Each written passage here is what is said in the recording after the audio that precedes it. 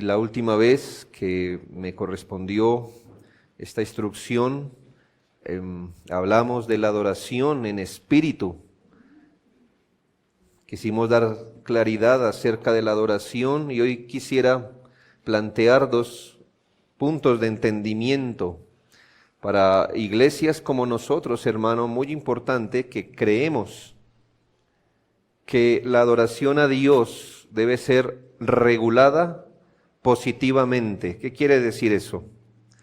Que nosotros entendemos, hermanos, que la adoración a Dios, y claro, la adoración congregacional, debe venirnos como un mandamiento positivo de Dios.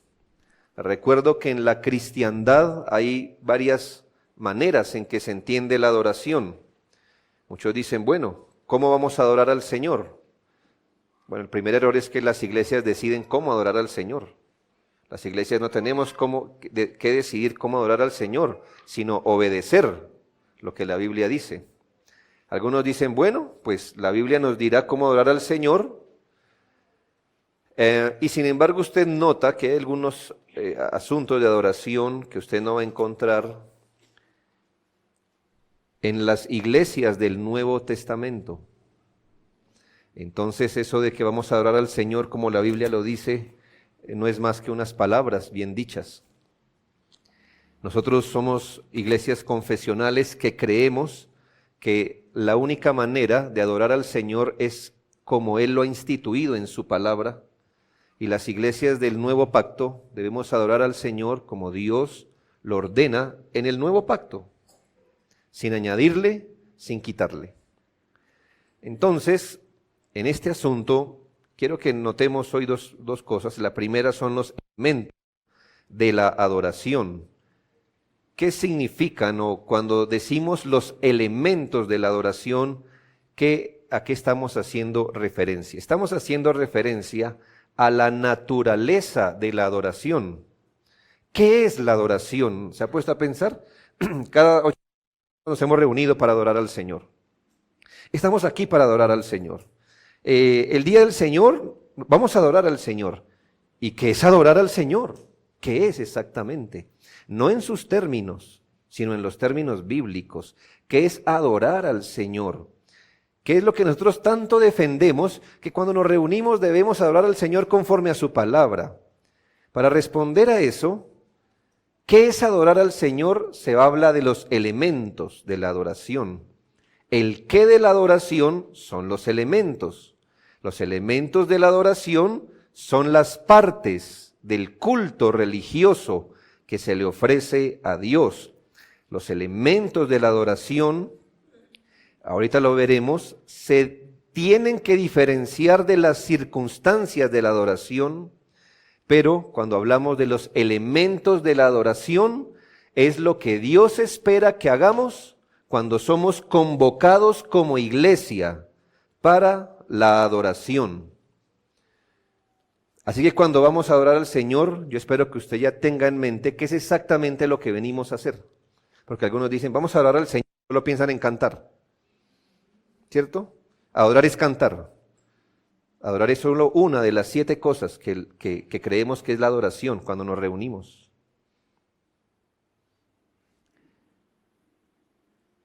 Quisiéramos, hermanos, que el Nuevo Testamento nos hubiera dado una lista detallada de los elementos de la adoración, pero hemos de encontrarlos en el registro del Nuevo Testamento. Sin embargo, no es imposible, es más bien elemental cuando vamos al Nuevo Testamento encontrar qué le llama adoración. ¿A qué se le llama adoración? Adoración congregacional, adoración cúltica, podemos llamarle. Y se puede probar fácilmente de los imperativos divinos. ¿Qué se espera que hagamos cuando nos reunamos? ¿Qué es esto de ir a adorar al Señor? Para tomar como guía nuestra confesión de fe, en el capítulo 22, yo le animo siempre a que traiga la confesión de fe. A veces la citamos, a veces no, a veces está implícita, pero hoy sí quiero apoyarme sobre eso.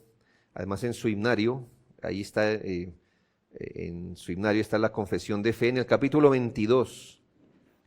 Voy a leer los párrafos 4 y 5, porque allí, en la adoración religiosa, en lo que consideramos culto, la confesión de fe tiene mucho que decirnos, y dice, la oración ha de ser, párrafo 4, la oración ha de ser hecha por cosas legítimas y por toda clase de hombres vivos, o que han de vivir después, pero no por los muertos ni por aquellos que se conoce que han pecado el pecado de muerte.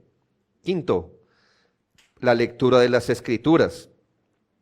Ya nos habló de la oración, ¿verdad? Ahora, la lectura de las Escrituras, la predicación y el oír la palabra de Dios, la enseñanza y exhortación mutua con salmos, himnos y cánticos espirituales, el cantar con gracia en nuestros corazones al Señor y también la administración del bautismo y la mesa del Señor son todas partes de la adoración religiosa de Dios para ser llevadas a cabo en obediencia a Él con entendimiento, fe, reverencia y temor piadoso.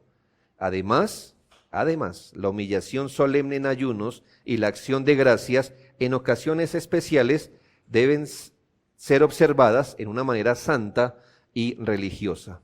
Aquí nuestra confesión de fe nos dice qué es exactamente lo que entiende cuando, por adoración, cuando nos reunimos como iglesia para la adoración. Como usted nota, nuestra confesión tiene un entendimiento más amplio de lo que es la adoración, no solo ir a cantar.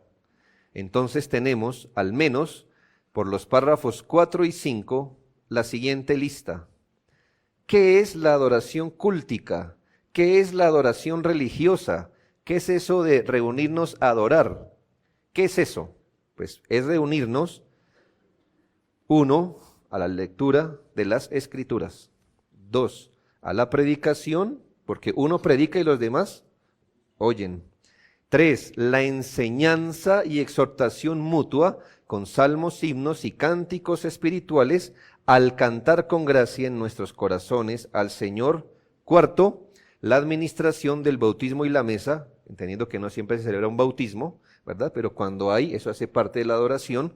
Por eso nosotros no hacemos paseo de olla y bautismo, además, sino el bautismo se hace en medio de la adoración, porque es parte de la adoración religiosa. 5, la oración, que estuvo tratada en el párrafo anterior, y aunque nuestra confesión de fe no lo diga por algún motivo, pero nuestra confesión no es la Biblia, creemos que hay un sexto elemento, y es la toma de una ofrenda el día del Señor. Bueno, nuestra confesión no lo dice, pero 1 Corintios 16:2 lo dice. Cada primer día de la semana, cada uno de vosotros ponga aparte algo según haya prosperado, guardándolo, para que cuando yo llegue no se recojan entonces ofrendas. Esto no es arbitrario, hermano, así como Pablo pudo haber dicho el primer día, el segundo, el martes, el jueves, no, dijo el primero, no, hermanos. El primer día de la semana en el Nuevo Testamento tiene una connotación.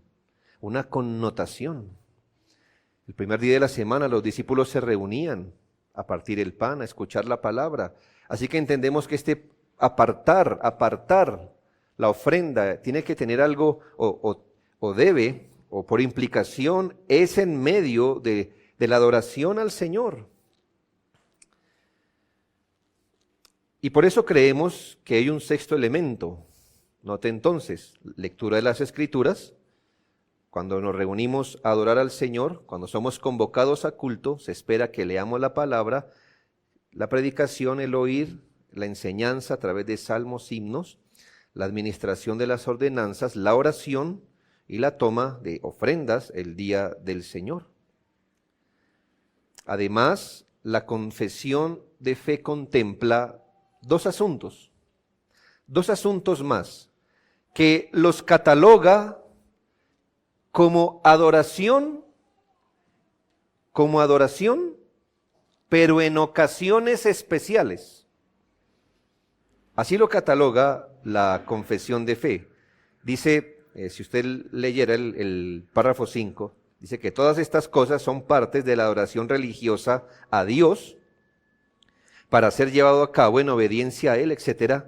Además, o sea, no las mete en el mismo lugar, no las separa, pero no las mete en el mismo lugar. Dice, además, la humillación solemne en ayunos y acciones de gracias en ocasiones especiales. Entonces nuestra confesión de fe nos enseña que hay un conjunto de asuntos ordinarios, comunes, que son los 6 que le acabé de decir. Los 6 que le acabé de decir. Pero que también Dios recibe como adoración en ocasiones especiales, cuando la iglesia sí tenga para hacerlo 2 cosas: la humillación solemne en ayunos y la acción de gracias de forma especial. ¿Me hago entender? De forma especial. Eso quiere decir que, hermanos, cada vez que nos reunimos vamos a hacer, es decir, nos reunimos en culto, vamos a procurar hacer las 6 cosas que le dije. Pero puede ser, hermano, que un día seamos convocados de forma especial, como ya lo hemos hecho, un ayuno congregacional. O un día hagamos un culto de acción de gracias especial por algo que el Señor haya hecho en medio nuestro o por alguna providencia. Si bien, hermanos, aquí la confesión de fe distingue entre lo que es regular y lo que es además o lo especial. Tanto el ayuno como la acción de gracias o culto de gratitud es válido. No se encuentran entre los elementos ordinarios porque son apropiados solo en ciertas ocasiones. Son apropiados, sí, pero son apropiados solo en ciertas ocasiones. Nosotros no consideramos el ayuno como adoración ordinaria, como lo que deberíamos hacer siempre. No está prohibido, está regulado en la Escritura, sino como algo que pudiéramos hacer de forma especial. De manera que si permanece esos cultos especiales de acción de gracias o la humillación en ayuno, si permanece como algo espontáneo u ocasional, hace parte de la adoración a Dios. Pero por ahora, hermanos, quisiera referirme a lo que es regular, estos elementos. Entonces, hermano, cuando decimos, hermanos, el domingo nos vamos a reunir a adorar al Señor, entonces espero que usted piense más grande de que nos vamos a reunir a cantar. ¿Ya? Cuando decimos, hermanos, vamos a reunirnos a adorar al Señor, espero que su mente diga, nos vamos a reunir a leer la palabra, va a haber predicación, vamos a cantar, vamos a orar, vamos a tomar la cena del Señor, vamos a ofrendar, según el carácter del culto que estemos hablando. Esto es adorar al Señor, esto es lo que la Biblia le llama adoración congregacional. Cuando nos reunimos a adorar se espera que hagamos esto. Yo sé, hermanos, que hay cultos donde se omite uno u otro elemento, no lo hacemos de forma caprichosa. En nuestra iglesia hemos decidido tomar las ofrendas solo el día del Señor en la mañana. Traer las ofrendas el día de la mañana y más bien en horas de la tarde hacer una oración especial de consagración en la semana. No erramos en el principio porque de todas formas estamos usando la adoración para recoger las ofrendas. Y aquí yo quiero hacer una salvedad, una observación más bien, y es que a veces, hermano, no es que yo lo tenga por costumbre ni me gusta hacerlo, pero a veces me doy cuenta que gente deja pasar la bolsa de la ofrenda y me pregunto ¿por qué? ¿Por qué? Usted puede decir esto, y puede ser la razón, hermano. Yo tan pronto recibo el salario, saco mi ofrenda y el domingo siguiente la pongo. Así que si a usted le pagan quincenalmente, va a pasar un domingo que no ponga, ¿verdad? Hermano, piense que usted tiene que traer ofrendas cuando nos reunimos a adorar. Entonces, ¿qué es lo más sabio que haga? Muy bien, hermano. Divida en 2. Porque si bajo el antiguo pacto decían en la ley, nadie se presente delante de Dios con las manos vacías, bajo el nuevo pacto la medida no se baja, se sube, se ha organizado. Usted no me diga esto ahora en Cristo. No es que si yo no lo he hecho este domingo me lo gasto. ¿Verdad, hermano? ¿Así juega con las cosas de Dios? ¿Esa es su administración? ¿De verdad, hermano? O sea que usted come hoy día todo lo de la quincena porque si no mañana no sé usted cómo hace, hermano. Esa forma de vivir por instinto animal no está bien en un cristiano. Usted no puede vivir del antojo, hermano. Yo espero que usted pueda tener un dinero que usted diga, este sobre, mire, es intocable. ¿Cuál es el problema, hermano? Entonces, si usted va a ofrendar, hermano, siempre venga con algo. Siempre venga con algo. A menos que el Señor no le haya dado. Usted da de lo que Dios le da. Y si Dios no le da, usted no da. Entonces, la única razón por la que alguien no ofrendaría hoy es porque Dios no le ha dado. Que no sea falta de administración, hermano. Si a usted le pagan mensual, entonces usted toma sus ofrendas mensuales y las divide para que siempre que se reúna la iglesia, usted dé al Señor. Dice la Escritura, se lo leí, cada primer día de la semana. No dice cada 15 días, ni cada 20 días, ni cada mes. Lo hago por su bien, hermano. Porque si no, usted no está viniendo. Es como usted decir, voy a ir al culto, pero no voy a cantar. ¿Ya? O en este culto no voy a orar. ¿Por qué lo haría? Deliberadamente no podemos decir, en este culto no me toca ofrendar. Y en el otro no le toca orar. O, ¿me hago entender, hermanos? No podemos hacer eso. Yo creo que es organización, hermanos, porque Dios a cada uno nos da conforme su voluntad y mucho. Ahora, hermanos, quiero aquí diferenciar, cierro la observación. Ahora, hermano, no me mire a mí cuando tenga que ofrendar, yo prefiero orar. Yo estoy en mi asunto, yo estoy ofrendando mi corazón antes que el dinero, ¿me hago entender? De eso se trata la ofrenda. Es decir, el corazón se vuelca primero en el plato de la ofrenda, es el corazón. Los billetes son solo una expresión de lo que yo estoy ofrendando a usted también en ese momento.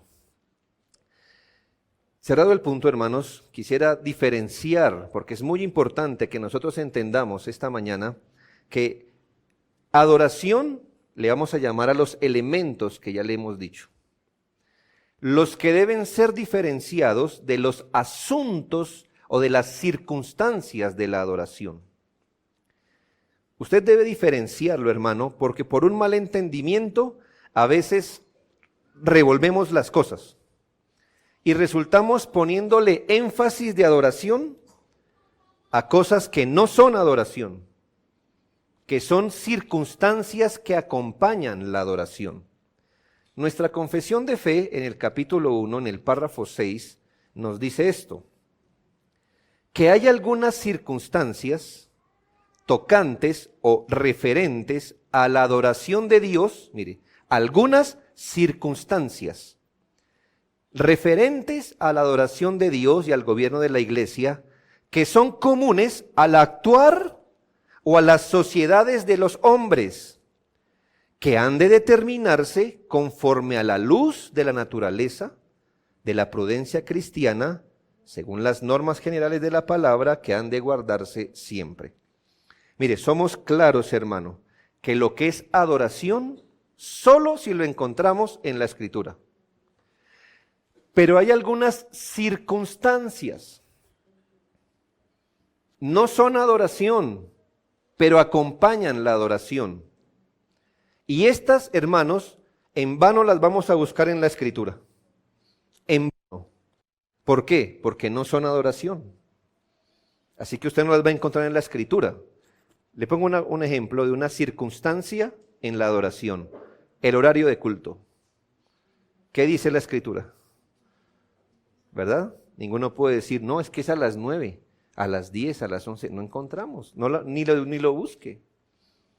Pero aunque el horario de culto no es adoración, ¿sí ve que la acompaña? ¿Por qué? Porque en alguna hora tenemos que reunirnos a adorar. Es lo que le digo. Bueno. El punto es, hermano, que creemos que los elementos de la adoración, lo que es adoración, está dado en detalle en el Nuevo Testamento. Está allí en enunciados explícitos o está necesariamente contenido. Pero hay algunos asuntos en la Biblia que no son detallados, que no son adoración en sí misma, pero que acompañan la adoración, entonces tenemos que ponerles mucho cuidado. ¿Por qué? Porque si están acompañando la adoración, se supone que deben ayudar a la adoración y no entorpecerla. Por ejemplo, ahí tengo un cuadrito, ¿verdad, hermana Angie? Perfecto. Mire, los elementos de la adoración es lo que es la adoración. En cambio, las circunstancias de la adoración es lo que acompaña a la adoración, que no son adoración en sí mismas. Quizá en el antiguo pacto fueron adoración, pero no en el nuevo pacto. Pero en el nuevo pacto, ¿cómo qué cosas? El lugar de reunión. Hermanos, según la Biblia, ¿en qué lugar nos debemos reunir? ¿Sí ve que no hay regulación? No hay regulación. ¿A qué hora? La duración de nuestros cultos, la adecuación del lugar, hermanos. Mire que bajo el antiguo pacto el Señor dijo, primero el atrio, segundo el lugar santo, tercero el lugar santísimo. Y aquí, hermano, ¿por qué nos hemos organizado así? ¿Por qué mandamiento? No, hermano, ustedes están así simplemente por conveniencia. Porque cuando rentamos aquí dijimos que si dejamos el púlpito allí, tapamos las ventanas. Y allí quedan los baños. Entonces aquí va a ser. ¿Me hago entender? Sí, eso es hacer las cosas de acuerdo a la naturaleza de las cosas, a la prudencia cristiana. Por ejemplo, hermanos, los instrumentos musicales no son adoración como quizás lo fueron en el antiguo pacto. Son circunstancias. La iglesia puede adorar o no sin instrumentos y no le pasa nada. Ayudas para el canto como himnarios, proyectores o televisores. El mobiliario, hermanos, hoy estamos estrenando mesa de la comunión, ¿verdad? Pero hermanos, nunca piense que es que lo hacemos con las medidas reveladas en la Escritura, porque para la mesa de la comunión no hay medidas. La hicimos a pura conveniencia, porque la que teníamos se nos caen las cosas al lado. Entonces, hermano, hagámosla más grande. ¿Sí nota cómo tomamos la decisión? No la tomamos con un versículo, pero la tomamos porque es conveniente, y el color porque juega con esto y con el piso. Pero en el antiguo pacto no era así. El mobiliario venía por instrucción. En el nuevo pacto no, hermanos. Lo hacemos de manera que sea práctico y coopere. ¿Me hago entender? Porque bien pudiéramos hacer una mesa de rojo fosforescente, por ejemplo, pero me imagino que ustedes estarían aquí mirando la mesa. Entonces lo hacemos, hermano, con prudencia. Yo sé que eso no es adoración, pero queremos hacer las cosas, las circunstancias que nos ayuden. Hermanos, entienda bien, posturas físicas son circunstancias, no son adoración. La adoración que nosotros entendemos del nuevo pacto no está bien si es de pie o sentado o arrodillado. Eso es una circunstancia. Entonces, hermanos, para los asuntos circunstanciales, como dijo un puritano, estas cosas que son naturales, civiles, no necesitamos ningún mandato. Como por ejemplo cuando venimos a adorar a Dios, la congregación se reúne, debemos tener un lugar conveniente para protegernos del aire, del clima. Ahora, eso es una ayuda natural y en la medida en que se use de forma natural las cosas, no necesitamos mandamiento.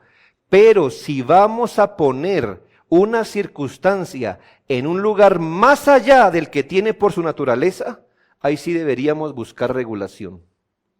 ¿Ya? Si le vamos a adjudicar a esta mesa algo más de lo que tiene por naturaleza esta es una mesa para poner encima cosas. Pero si le vamos a adjudicar un significado religioso, estamos obligados a sustentarlo bíblicamente. ¿Ya? Como no tenemos eso, entonces dejémoslo como una mesa donde vamos a poner los asuntos de la comunión de la iglesia. Yo sé, hermano, que a veces usted pone un plato, un pocillo, no nos gusta eso. Pero no nos gusta, hermano, porque usted viole un principio bíblico. simplemente porque no nos gusta que la mesa de la comunión tenga el frijol o pedazo de arroz o pan. ¿Ya me hago entender? Porque son mesas que a veces con el agua se soplan, bla, bla, bla, bla, bla. ¿Ya? Pero es por eso, hermanos, si los niños no se sientan acá y preferimos que no pasen de aquí para allá, primero es por la asociación que ellos pueden tener de las cosas en su mente, ¿ya? Y segundo, hermano, aquí tenemos 150 sillas, ¿por qué se sentaría acá? ¿Me hago entender? Si no es por rebeldía de su propio corazón, ¿ya? Me imagino que hay muebles en su casa que no son para jugar y este no es para jugar, no sirve para predicar. ¿Me hago entender? Pero no diga, oh, el santo atrio de... Hermano, el día de mañana, y se lo digo con respeto, el día que no nos sirva, lo desarmamos. Y no desarmamos nada santo, ¿ya? Sino algo que fue conveniente. Circunstancias y elementos. Piense, la adoración, elementos. Las circunstancias acompañan la adoración. Hermanos, ni bajemos un elemento a circunstancia, ni elevemos una circunstancia a elemento. Muy bien. Y en este tiempo que me queda, hermanos, quisiera entonces referirme al primero de los elementos allí. Cuando nos reunimos a adorar, hermanos, dijimos que adorar es siempre elementos, ¿verdad? Nos vamos a reunir a adorar al Señor, piense en los elementos. El primer elemento que quiero hacer notar es la lectura pública de las Escrituras. Note, hermano, que a veces no relacionamos reunirnos a adorar con reunirnos a leer. Escuche bien. Nos es más fácil reunirnos a escuchar la predicación, pero a veces no es tan fácil relacionar la reunión de la iglesia con leer y escuchar la lectura de las Escrituras. Hermanos, entendemos por la Escritura que debe haber una parte en el culto público cuando la Escritura se lea llanamente, sin explicación, sin meditación, sin exhortación, sin enseñanza, sino simplemente leer las Escrituras, ya sea que las leamos todos o que las lea una persona y que los demás estemos escuchando. Esta ha sido una de las prácticas más antiguas del pueblo de Dios registrada en las Escrituras. Se practicó primeramente en el pueblo típico de Dios. Pueblo típico, hablo de tipológico, que es Israel. Israel no es el pueblo de Dios. La iglesia es el pueblo de Dios. Israel es el pueblo tipológico, se sirvió como una tipología. La lectura de las Escrituras se ve en el pueblo típico de Dios, que era Israel, se ve en el periodo intertestamentario y lo encontramos en los servicios de adoración pública del Nuevo Pacto. Vamos en ese orden. Primero, la lectura pública de las Escrituras en el Antiguo Testamento.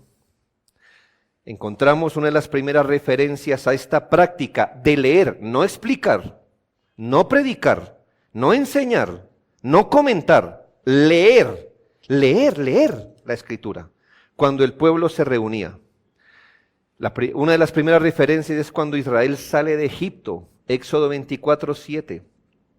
Más o menos a 3 meses de su salida, dice la Biblia, de su salida de Egipto. Y tomó el libro del pacto y lo leyó a oídos del pueblo, el cual dijo, haremos todas las cosas que Jehová ha dicho y obedeceremos. Moisés no predicó esa vez. Moisés leyó. En Deuteronomio 31, 40 años después de lo que acabamos de leer en Éxodo, 40 años después de lo que leímos en Éxodo, a puertas de entrar a la tierra prometida, les recuerdo que Éxodo es el libro, recién sale el pueblo de la tierra prometida. Deuteronomio es el libro cuando ya estaban viendo la tierra prometida 40 años después. El Señor da una orden en Deuteronomio 31, 9 al 13. Y escribió Moisés esta ley y la dio a los sacerdotes, hijos de Leví, que llevaban el arca del pacto de Jehová, y a todos los ancianos de Israel, y les mandó Moisés diciendo: al fin de cada 7 años, en el año de la remisión, en la fiesta de los tabernáculos, cuando viniere todo Israel a presentarse delante de Jehová tu Dios en el lugar que él escogiere, leerás esta ley delante de todo Israel a oídos de ellos. Harás congregar al pueblo, varones y mujeres y niños, y tus extranjeros que estuvieren en tus ciudades, para que oigan y aprendan y teman a Jehová vuestro Dios, y cuiden de cumplir todas las palabras de esta ley. Y los hijos de ellos que no supieron, oigan y aprendan a temer a Jehová vuestro Dios todos los días que viviereis sobre la tierra donde vais, pasando el Jordán para tomar posesión de ella. Pero le doy un ánimo a usted, papá. Usted dice: es que mi hijo es pequeño y él no, y la predicación él es muy larga. Bueno, al menos que venga aquí a escuchar cuando la palabra es leída, para que aprenda a temer algo en esta vida. Porque a algunos padres su hijo no respeta, pero que aprenda a temer a Dios, que hay un Dios. Y cuando él habla, uno se calla y escucha y aprende a temer a Dios. Les recuerdo que la mayoría de Israel no era regenerado. No por ser Israel eran regenerados. Así que este mandamiento se le dio sabiendo que ahí iba gente no regenerada. ¿A qué? Escuche. Aprenda que hay un Dios que habló. Dios no es mudo. Las imágenes son mudas. Yo cada rato paso por el frente de un templo de aquellos, y esa imagen está siempre donde la han dejado. Y la gente le habla, y esta no habla, porque tiene boca y no habla. Nuestro Dios habla, ha hablado. Josué 8, después que el pueblo entra a la tierra prometida, Josué 8, 34, 35, dice: después de esto leyó todas las palabras de la ley, las bendiciones y las maldiciones, conforme a todo lo que está escrito en el libro de la ley. No hubo palabra alguna de todo cuanto mandó Moisés que Jehová no hiciese leer delante de toda la congregación de Israel, y de las mujeres, de los niños y de los extranjeros que moraban entre ellos. Quiero hacer una referencia aquí. Primero, que la lectura no debió ser nada fácil, ¿no? Porque no dejó de leerse todo lo que había dicho Moisés. ¿Cuánto debió de dar esa lectura, hermanos? No era un capítulo como nosotros, a veces menos que un capítulo. Esa lectura debió ser abundante, ¿no cree? Segundo, cuando a usted le digan que la Biblia es machista, señale textos como estos. El Señor jamás excluyó a las mujeres. Ellas eran instruidas a la par que el hombre. Él no dijo: solo los varones, las mujeres quédense allá, ellas que aprendan detrás de esas rocas, si alcanzan a escuchar, que escuchen. No, que vengan las mujeres y traigan sus hijos para que escuchen. Las mujeres en el antiguo pacto eran instruidas de igual manera que los hombres. Eso de que la Biblia relegó a la mujer que era ignorante, en otros pueblos era así, hermanos. No en el pueblo de Dios. Bien. Ya va 2 veces que tenemos mujeres y niños escuchando la palabra leída. Segunda de Reyes 23, 1, 2. Hermanos, yo le estoy resumiendo lo que creo que di como en 3 horas en una conferencia, así que voy a ir muy fuerte. Segunda de Reyes 23, 1, 2. Entonces el rey mandó reunir con él a todos los ancianos de Judá y de Jerusalén, y subió el rey a la casa de Jehová con todos los varones de Judá y con todos los moradores de Jerusalén, con los sacerdotes y profetas y con todo el pueblo, desde el más chico hasta el más grande, y leyó, oyendo los sellos, todas las palabras del libro del pacto que había sido hallado en la casa de Jehová. En Nehemías 8, 1 al 6.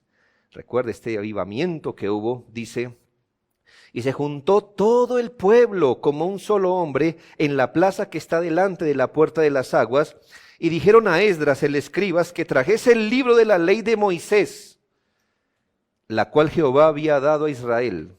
Y el sacerdote Esdras trajo la ley delante de la congregación, así de hombres como de mujeres y de todos los que podían entender, el primer día del mes séptimo, y leyó el libro delante de la plaza que está delante de la puerta de las aguas, desde el alba hasta el mediodía, en presencia de hombres y mujeres y de todos los que podían entender, y los oídos de todo el pueblo estaban atentos al libro de la ley. Y el escriba Esdras estaba sobre un púlpito de madera que había hecho para ello. Alcánceme donde voy a caer. Abrió pues Esdras el libro a ojos de todo el pueblo, porque estaba más alto que todo el pueblo, y cuando lo abrió, todo el pueblo estuvo atento. Bendijo entonces Esdras a Jehová, Dios grande, y todo el pueblo respondió, amén, amén, alzando sus manos, y se humillaron y adoraron a Jehová inclinándose a tierra. Este texto al menos me sirve, hermanos, además de reforzar lo que ya he dicho, que la adoración va a depender siempre, la demás adoración va a depender siempre de la palabra. ¿De dónde surgió el amén? ¿Dónde surgió la adoración e inclinarse a tierra? De escuchar. De escuchar. La palabra se escucha, la palabra convence y uno responde en adoración a la palabra. Segundo, hermanos, la lectura pública de las Escrituras en el periodo intertestamentario. Aunque solo quiero decirle esto para que vea que la práctica fue ininterrumpida. La vindicación más robusta, creo que si solo tuviera este versículo, no tendría necesidad de comprobar más, de la práctica de la lectura pública de las Escrituras, mientras se establecía el nuevo pacto, la encontramos en Lucas 4:16. Les recuerdo que aquí en los evangelios hasta ahora, la historia que nos cuenta Lucas, hasta ahora se estaba instituyendo el nuevo pacto. Dice de Jesucristo, vino a Nazaret, donde se había criado, y en el día de reposo entró en la sinagoga, conforme a su costumbre, y se levantó a leer. Hermanos, cuando nos reunimos, cuando nos sinagogamos, cuando nos congregamos, cuando nos eclesiamos, al leer las Escrituras, hacemos exactamente lo que era la costumbre de nuestro Señor Jesucristo. No podemos ir por abajo de lo que Él hizo. Cuando su Hijo viene a escuchar la lectura, está haciendo lo que era costumbre, hacer. Escuchar la Escritura. Imagínense el Hijo de Dios, nuestro Señor Jesucristo, el Verbo hecho carne, el infinito en un cuerpo, sentado, escuchando. ¿Cómo aprendió la sabiduría? Que la gente le decía, ¿de dónde aprendió su sabiduría? Hermano, en mi entendimiento no le vino por revelación directa. En mi entendimiento, Él aprendió las Escrituras por la misma manera que usted y yo las aprendemos. Leyendo y escuchando. Fue en esa dinámica que me imagino que el niño, el adolescente Jesús, escuchó varias cosas y dijo, no entiendo.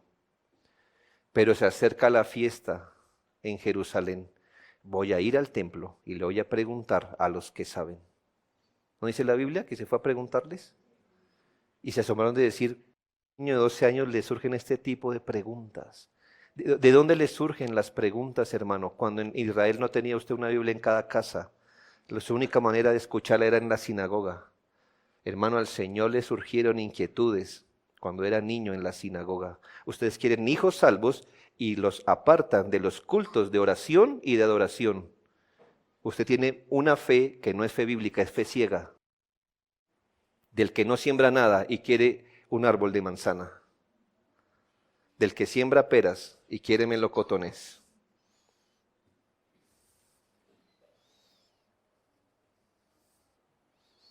Ni Jesús fue más allá, hermanos. Él aprendió como todos nosotros aprendemos. Qué honor hacer lo que Él hizo, ¿no cree? Venir a reunirnos a hacer lo que Él un día hizo. Lo que Él un día hizo. Que se abran las Escrituras. O leer o escuchar lo leído. Tenemos también la referencia inferencial. Es una inferencia que saco del apóstol Santiago en el contexto del concilio de Jerusalén en Hechos 15. Uno de sus argumentos de Santiago, el apóstol, en Hechos 15, 21, dice, porque Moisés, y aquí entiéndase los escritos, ¿verdad? Es una metonimia. Porque Moisés, desde tiempos antiguos, tiene en cada ciudad quien lo predique en las sinagogas, donde es leído en cada sabat. ¿Qué está dando por sentado Santiago? Que la práctica de leer las Escrituras se mantuvo en todas las sinagogas hasta este momento. Leer las Escrituras, hermano, era costumbre ininterrumpida que prevaleció, por supuesto, mi tercer punto y final, la lectura pública de las Escrituras en el Nuevo Testamento. Hermanos, lo que es adoración nunca perece. Lo que es circunstancial puede cambiar. Mire, ya en el Nuevo Pacto no vamos a tener un templo, vestiduras sacerdotales, mobiliarios. Ahí usted se da cuenta que lo que no permanece era circunstancial. Y lo que permanece, eso es adoración. ¿Qué esperaríamos encontrar en el Nuevo Testamento si la lectura es adoración? Bueno, que por medio de ejemplos, exhortaciones, se instituyera también la lectura de las Escrituras. Consideremos las palabras de Pablo a la iglesia en Colosas, en Colosenses 4:16. Mire lo que Pablo dice, es más, lo asume. Casi que no está enseñando que la Biblia debe ser leída cuando la iglesia se reúne. Lo está dando es por sentado. Cuando esta carta haya sido leída entre vosotros ¿cómo? Pues hermanos, en la reunión de la iglesia, cuando esta carta haya sido leída entre ustedes, hace también que se lea en la iglesia de los laodicenses y que la carta que envié a la Odisea la leáis también vosotros. ¿Qué ve usted, hermano, que da por sentado el apóstol? Que las iglesias se reunían ¿a qué? Sí, es exacto. Uno leían, por favor que la lean, y la demás iglesia ¿qué hacía? Les recuerdo que no teníamos Biblias impresas para ese tiempo. Entonces la única forma de acceder a una carta de Pablo, ¿cómo era? Reuniéndonos, uno leía y los demás escuchaban. ¿Sí nota que no está instituyendo el principio? Lo está dando es por sentado. Que las iglesias, entre otras cosas, nos reunimos para leer y escuchar la palabra. Pablo sigue con esa tradición revelada de que si en una sinagoga judía se leía a Moisés, ¿por qué una sinagoga cristiana? Sinagoga no tenga problema con esa palabra. Yo sé que sinagoga a veces es el lugar judío. Sinagoga, sunagogué, significa congregación, ¿verdad? Congregación, sino que es la palabra original, ¿verdad? No se trasladó al español, pero sinagoga es estar congregados, congregación. Si se hubiera traducido la palabra sinagoga, diría congregación. Así que en las sinagogas o congregaciones cristianas, hermanos, si en los judíos se reunían a leer a Moisés, ¿por qué no reunirnos a leer de Cristo? A leer su palabra, ¿por qué no? En ausencia de poder tener cada uno la Biblia, con una población muchas veces analfabeta, se procuraba que las cartas apostólicas se compartieran entre las iglesias. Gracias a eso, la Escritura fue copiada muchas veces y preservada. El punto es, hermano, que la lectura pública de la Escritura era parte de la reunión de la iglesia. Eso queda claro si notamos en el versículo anterior, versículo 15, saludad a los hermanos que están en la Odisea y a Ninfas y a la iglesia que está en su casa. Y luego dice, entonces ahora lean la carta, etc. No está hablando a la gente en particular, sino a las iglesias, ¿verdad? A la iglesia que estaba en la casa, a ese se le dice que lea las Escrituras. Primera Tesalonicenses 5:27, vemos que esto era una práctica establecida en la iglesia del nuevo pacto. Os conjuro por el Señor que esta carta se lea a todos los santos hermanos. Pablo usa la palabra orgizo para señalar cuando dice os conjuro, como os pongo bajo juramento, hermanos, tan solemne, que esta carta sea leída a todos, a todos. No solamente que por las cartas las iglesias eran instruidas, sino que eran cuidadas de los falsos maestros. Leer la Escritura de manera pública es necesario y hace parte de la adoración regulada en el nuevo pacto. Hermanos, es una de las maneras en que también Dios nos guarda y promueve la unidad. ¿Por qué? Porque cuando todos estamos escuchando lo mismo, hermano, hay unidad, ¿verdad? En el devocional privado estoy seguro que difícilmente coincidimos en lo que estamos leyendo, ¿no es así? Tiene libertad. Algunos estarán leyendo Salmos, otros Éxodo, otros los Evangelios, pero en la reunión pública todos leemos lo mismo y eso guarda la unidad de la iglesia. Tenemos el texto con el que iniciamos, 1 Timoteo 4:13. Y aquí, hermanos, me faltaría tiempo para mostrarles que el contexto de 1 Timoteo 4 es un contexto eclesial, donde se le habla a Timoteo no como cristiano solamente, sino como pastor de una congregación. En los oficios que él debe realizar está mire, entre los oficios que un pastor debe realizar como parte de su oficio, al menos cuando la iglesia se reúne, es esta: entre tanto que voy, ocúpate en la lectura, la exhortación y la enseñanza. Yo he encontrado que este texto se usa para adoración privada, como que yo veo que un hermano no está devocional y le dedico Bueno, no está mal, porque sí, hermano, ocúpese en la lectura, pero en su contexto, primero se le está dando una indicación a un pastor de una iglesia.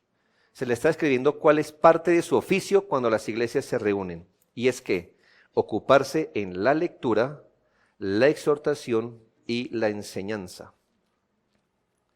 La palabra anagnosis no es simplemente leer, sino leer con el fin de meditar.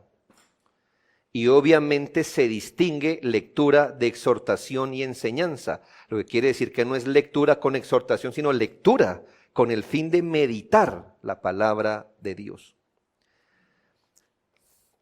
Yo sé, hermanos, que tenemos otro tiempo de adoración que se llama la enseñanza, la exhortación o la predicación, donde se depende de lo que se lee, pero estamos hablando de que el pastor debería prestar atención, estar muy atento a que se lea las Escrituras públicamente en las asambleas cristianas. Que quede claro, hermanos, que nosotros tenemos por especial este libro. Finalmente, el último libro de la Biblia, Apocalipsis, comienza con este notable estímulo, Apocalipsis 1:1 al 3. La revelación o el Apocalipsis de Jesucristo que Dios le dio para manifestar a sus siervos las cosas que deben suceder pronto, y la declaró enviándola por medio de su ángel a su siervo Juan, que ha dado testimonio de la palabra de Dios y del testimonio de Jesucristo y de todas las cosas que ha visto. Bienaventurado el que lee y los que oyen las palabras de esta profecía. Y aunque es cierto, hermano, que usted puede tomar esta exhortación como privado, bienaventurado el hombre que lee privadamente y oye las palabras de esta profecía, le recuerdo que el asunto en los versículos 19 y 20 es: escribe las cosas que has visto y las que son y las que han de venir después de estas, el misterio de las 7 iglesias que has visto en mi diestra y de los 7 candeleros de oro, las 7 estrellas son los ángeles de las 7 iglesias y los 7 candeleros que has visto son las 7 iglesias. Lo que quiere decir, hermano, que esta lectura fue diseñada para ser leída en las 7 iglesias a través del mensajero. Claro, bienaventurado el que las lee privadamente y las gloria a Dios, pero en su contexto, hermano, esa carta fue dada a 7 iglesias locales, las cuales deberían leerse. Usted puede decir, bueno, aquí se encontré algo, que en este caso, ¿dónde están los niños? En el Antiguo Testamento los vi. Con las mujeres no tenemos problema porque eran las iglesias y las iglesias están compuestas de hombres y mujeres creyentes, gloria a Dios. ¿Y dónde están los niños? Tengo una prueba inferencial, no por eso inválida.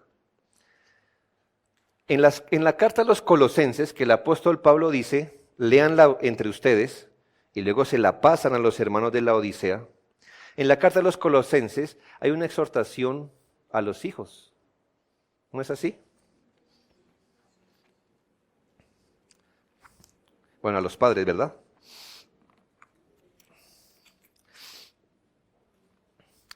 Colosenses 3, 20. Hijos, obedeced a vuestros padres en todo, porque esto agrada al Señor.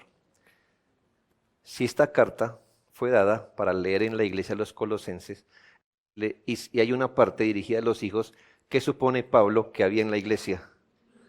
Hijos también, hijos. Si bien algunos de ellos no son creyentes, también estaba presupuestado, hermanos, que ellos estaban cuando la iglesia lee la palabra de Dios. Solo hemos visto uno de los elementos de los 6 regulares, más los 2 adicionales en ocasiones especiales. El primer elemento es la lectura pública de las Escrituras. Uno pudiera decir que este elemento forma la base de la adoración, porque todo lo demás surge en respuesta a escuchar la palabra de Dios. Por eso es muy importante, hermanos, que el tiempo de lectura no se tome con liviandad. No es un punto arbitrario con los que los pastores dijimos, es que el culto es como poquito, ¿no? ¿Qué le metemos, Pastor Castañeda? ¿Qué le metemos? Es tan solemne que es adoración. No hablamos de predicación, eso es solemne. Ya hablaremos después del canto, muy solemne. Estamos hablando de la lectura. Es el momento donde uno lee y los demás hermanos estamos haciendo un ejercicio tremendo de adoración, porque estamos en la conciencia de estar en presencia de Dios, donde sin explicación ni nada, el Señor directo nos está hablando. Ya después nos hablará a través de un siervo de Dios, pero en esta ocasión nos está hablando directamente. La lectura de la palabra de Dios está al mismo nivel del canto, de la ofrenda, de las ordenanzas. Es una tragedia que esta práctica haya desaparecido en algunas iglesias o simplemente se use como trampolín, un versículo descuidado, una lectura descuidada, después ninguno se acuerda de lo que estamos leyendo. La meditación privada nunca puede reemplazar la lectura pública de las Escrituras. Qué bien lo que se hace individualmente, pero hoy nos hemos reunido comunitariamente, corporativamente. Corporativa es de cuerpo, corporativamente, para vivir la fe. Necesitamos, hermanos, quizá tenemos la práctica, pero le animo a usted a recobrar el espíritu y el fervor de esta práctica cuando como iglesia estamos todos juntos debajo de la explicación de la palabra. Y por eso, hermanos, insistimos que no puede ser que usted venga a la iglesia sin Biblia. Hermanos, Vamos a correr con botilito, vamos al estadio con la camiseta, vamos a la universidad con cuaderno, venimos a la iglesia sin Biblia. En verdad, hermanos, yo ya no volví a regalar Biblias a sus hijos porque se las regalo y nunca las traen. Al que debo evangelizar es a usted, no a su hijo. Que usted es mi mayor problema, no su hijo. Su hijo, hermano, ¿usted piensa que su hijo no necesita temer? Al menos para que cuando llegue la condenación no sea tan fuerte.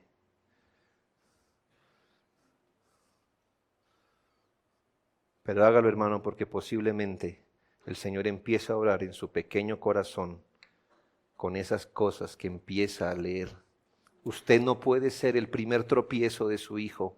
Su hijo es un hombre carnal, una niña carnal. Él no va a decir, hoy es domingo, aquí tengo todo listo para ir a adorar al Señor con los elementos que el pastor... No, su hijo parece ateo si no se ha dado cuenta. Usted por mucho tiempo debe ser su conciencia y su fervor. Pero hágalo, hermano, porque hombres como yo encontraron al Señor bajo los medios de gracia y no afuera.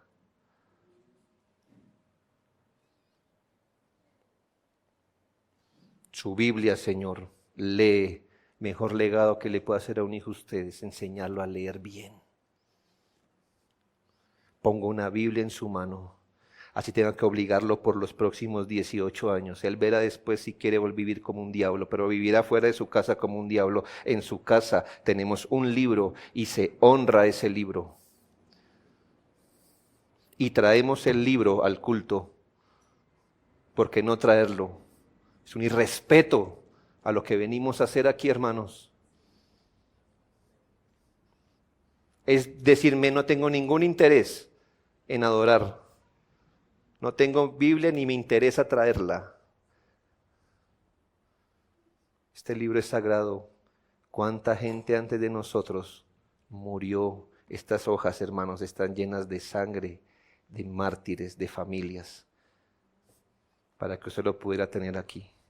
Ellos hubieran dado lo que sea por un ejemplar. Cuando nos reunimos, hermanos, leamos la Escritura.